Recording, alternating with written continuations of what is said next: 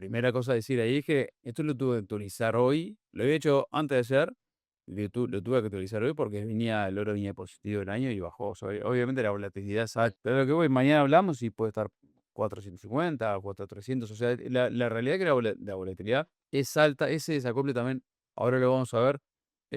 Muchas veces, inclusive lo buscamos. Recordar que tenemos en oro directamente 3% solamente. En Júpiter Golden Silver, que es oro, plata y mineras, otro 3%. O sea, la exposición ahí es un 6%. Hay una parte de commodities que también tiene exposición en metales en general, 1% más, pero es metales en general. Es verdad que en el año pasado dio la contribución al retorno, miro gran parte de esta posición en oro y plata, pero a la baja es muy difícil que te pegue. Es como lo mismo de Bitcoin con el 1% y puede bajar, este año bajó 25%, pero sí en este divestment trade y aparte desacoplado o descorrelacionado, que es lo que buscamos, sirve. Y ahora lo vamos a ver. Este es lo mismo, Bitcoin en el año 28% actualizado hoy al mediodía, pues claro, en 10 años es un disparate. Y la última es la del petróleo. Ratio oro-plata, 62-1.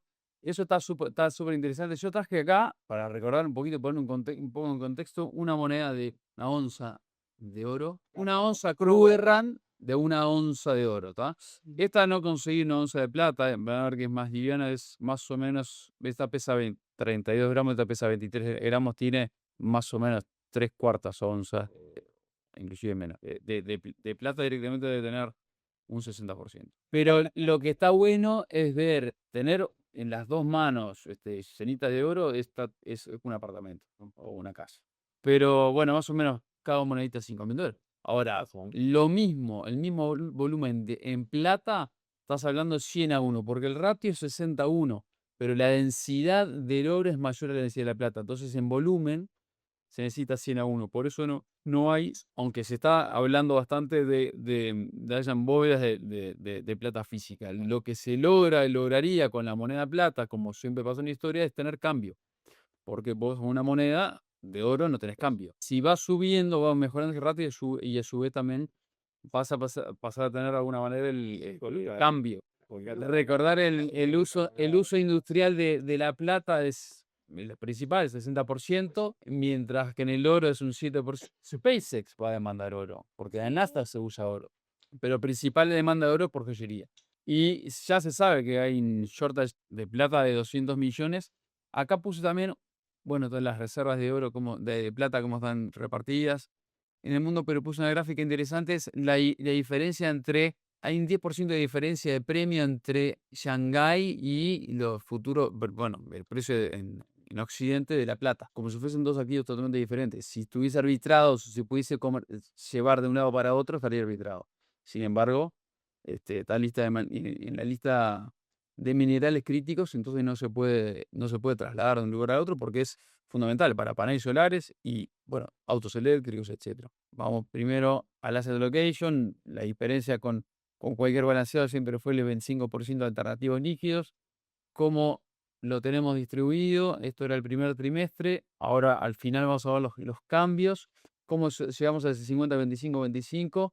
Es porque hay ciertos fondos que tienen alocación en lo que es alternativos líquidos y equities. Para las métricas es difícil diferenciarlo. ¿Cómo hago con Júpiter Gold and Silver, que tiene sí mitad mineras, que es un equity temático, y la otra mitad tiene alternativo líquido? Bueno, la verdad que no lo podemos descomponer totalmente, entonces le asignamos el retorno 50-50, ¿no? El retorno y la volatilidad. Esto es un resumen del anterior, pero por asset class. Renta fija pura, 36%, renta fija y equity, 3%, renta fija y alternativo líquido es un 15%, equity puro 15%.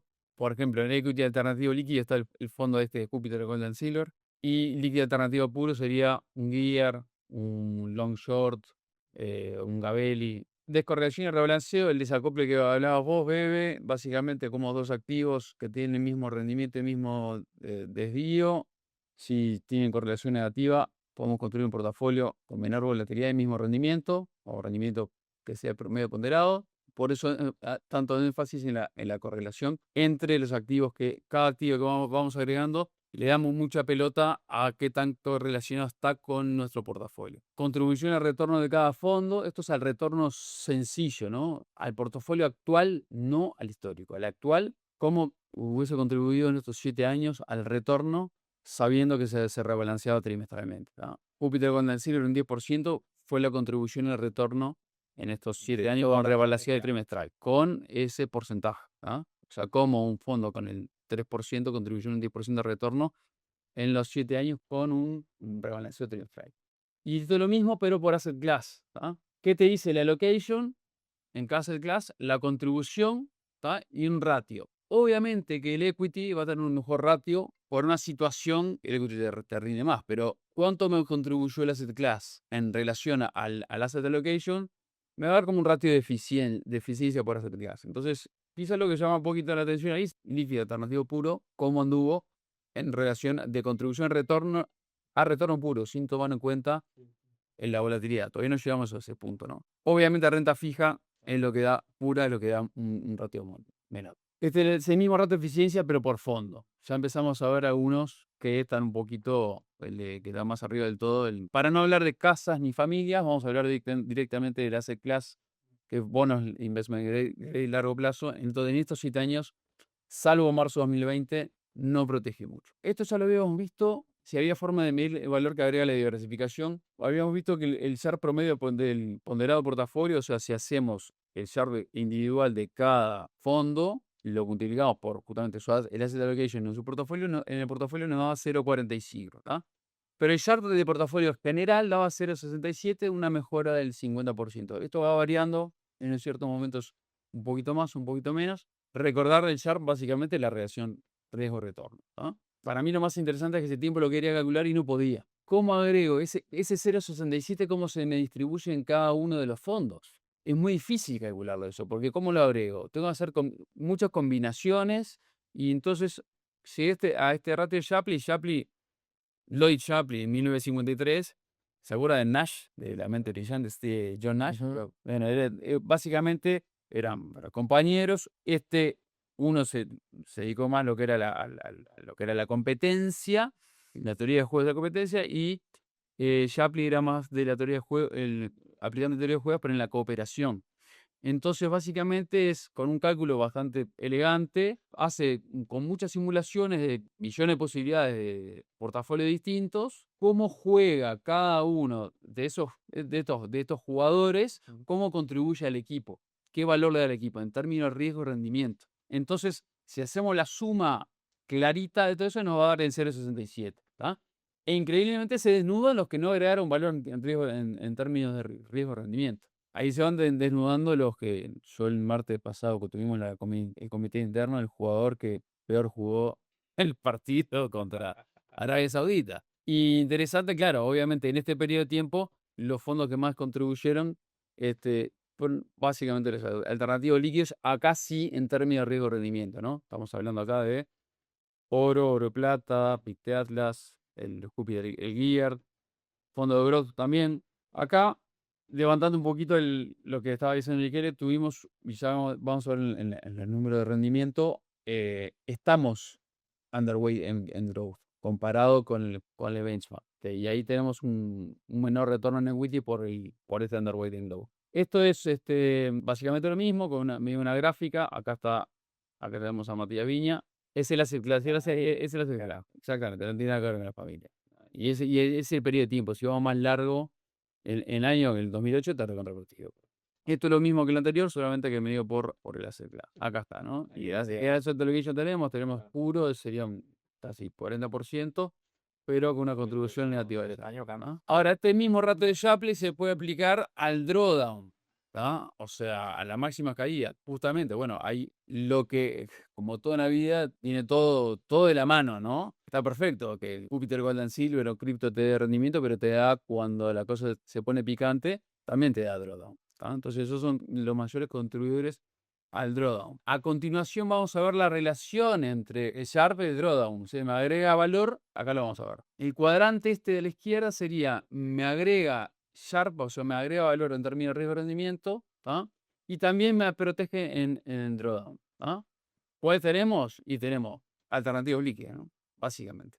Oro acá en este periodo de 7 años y después alternativos líquidos. ¿Cuáles tenemos acá? Los que increíblemente destruyeron Sharp y aparte generaron drawdown en este periodo de 7 años, y tenemos ciertos fondos que están en la lupa. Y tenemos fondos como Money Market que protegieron en los drawdown, pero levemente bajaron en Sharp en relación al portafolio. Y después a continuación vamos a hacer lo mismo, pero por asset class. No tenemos ningún asset class que esté en este cuadrante, que sería el peor, ¿no? Tenemos alternativos puros por acá, tenemos alternativos líquidos alternativos, renta fija, es el cuadrante de año. Y en lo que es renta fija pura tenemos básicamente que protegieron un drawdown, pero le afectaron un poquito el Sharp. ¿Qué hubiese pasado si esos fondos que no generaron un valor al Sharp los sacábamos y que le toca un diario el lunes? Es fácil, ¿no? Pero si no lo hubiésemos tenido, le distribuimos de forma equitativa con el resto, y sí, claro, el Sharp hubiese mejorado de 0,60 a 1. ¿Cómo se hubiese distribuido esas clases? Básicamente hubiese bajado renta fija en este periodo de 7 años, se hubiese mantenido equity y alternativos líquidos subía al doble. Y esta es la pregunta: ¿existe un portafolio óptimo? Bueno, ¿dónde se maximiza el Sharp en esa frontera de eficiencia? ¿Dónde se hubiese maximizado? Acá sí le di órdenes, con mínimo 0, máximo 15% a cada fondo, ¿está? Jugar con las distintas combinaciones posibles de fondos. Lo que no vale es vender y comprar. No vendas de que comprar que cambiar el lunes es fácil, comprar que no. Pero sí manteneme ese asset allocation y rebalancearlo trimestralmente. ¿Dónde se optimiza en el portafolio? Se optimiza en un Sharp de 1,60 con un retorno anualizado de 8,6 en desvío de 3,5, máxima caída de 3. Está la gráfica verde de portafolio óptimo. Claro, ya sabes que no vas a llegar portafolio óptimo de acá en adelante, pero te da un indicio. Tenés el año 22 ahí que fue rarísimo, ¿no? Para toda la renta fija, sobre todo, que es la que te está penalizando un poco ahí. Esta es la frontera de eficiencia donde básicamente se maximiza en un 50-50 alternativos líquidos y equity, renta fija, medio que desaparece en una volatilidad del 8 con retorno del 12. Y acá el portafolio. Sí. ¿Está? Esa o la anterior, esa es 8,6 con Standard Deviation 3,5. Eso más abajo.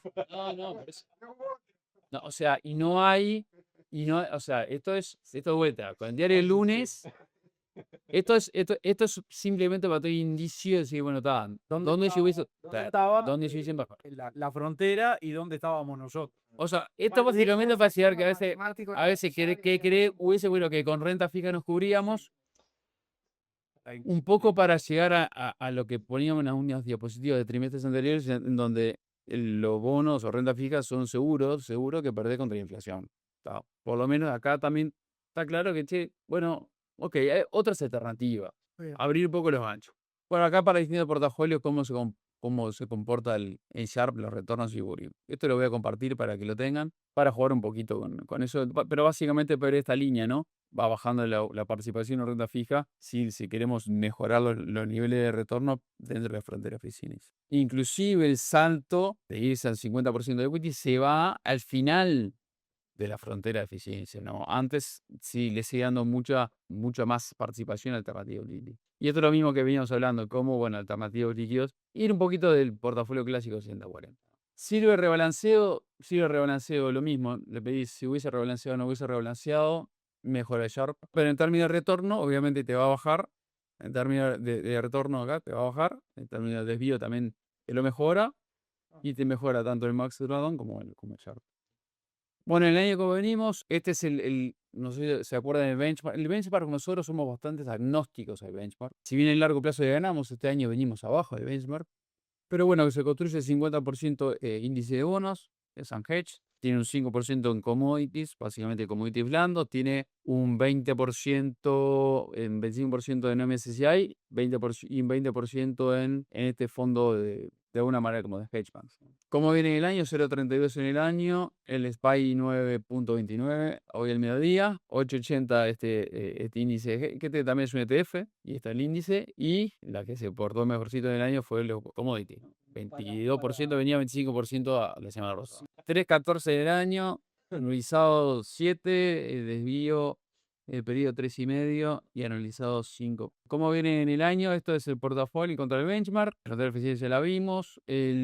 ¿Dónde estamos ubicados? Es en la estrategia de preservación, a 3 años, recordar eso. En relación, riesgo de rendimiento viene dada por Best in Class, que es los mejores fondos para las estrategias que queremos, la descorrelación entre ellos, el asset allocation adecuado, análisis contra los peers, ahí lo comparamos contra otros fondos que son básicamente que son fondos de fondos. El que se acerca es el de BlackRock, el ETF, que aparte paga un 3% de taxes, así que hay que restar el 1% de retorno por el withholding tax. Pero bueno, el Sharp ahí, en términos de rendimiento, y Sharp estamos por encima. Medición en dólar y dólar index, esto siempre me gustó, lo voy a seguir haciendo. Es básicamente la gráfica azul, es la de portafolio, y la celeste es el mismo portafolio ajustado al valor del dólar. Ahí recordar 2 periodos, como fue, bueno, marzo 2020 y lo que fue abril 2025. Si lo medimos ajustado al valor del dólar, caídas similares, quizás en abril 2025 no llamó tanto la atención